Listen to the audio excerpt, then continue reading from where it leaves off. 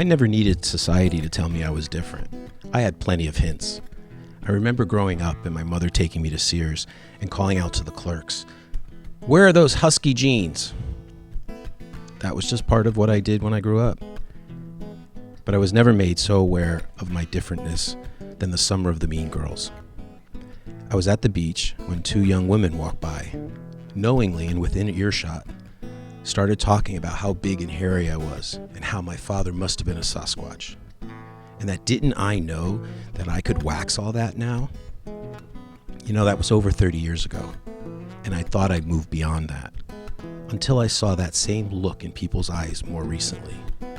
But this time it wasn't my size or my hairiness, it was my age. It seemed that society was once again telling me that I was a less than, that being gay and over 50, I had less to offer. That my role as an activist, a lover, a professional mattered less now, and that I was expected to be okay with stepping aside. I mean, let's face it, outside of a queer AARP issue, how much play does the top 10 queer movers and shakers over 60 get these days? Unless it's in memoriam, almost none.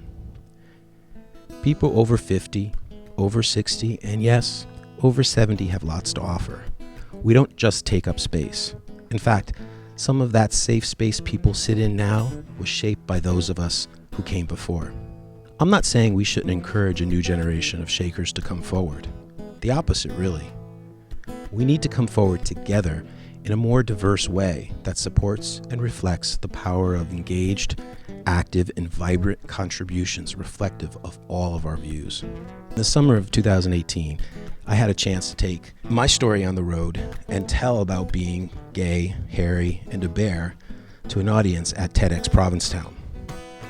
This ended up being the first TEDx talk that would address stigma, body shame, and aging from a gay bear perspective.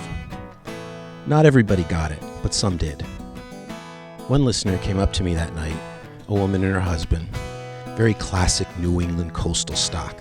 She looked at me straight in the eye and says, "Young man, I always knew I loved you big guys, but now I know why. Thank you."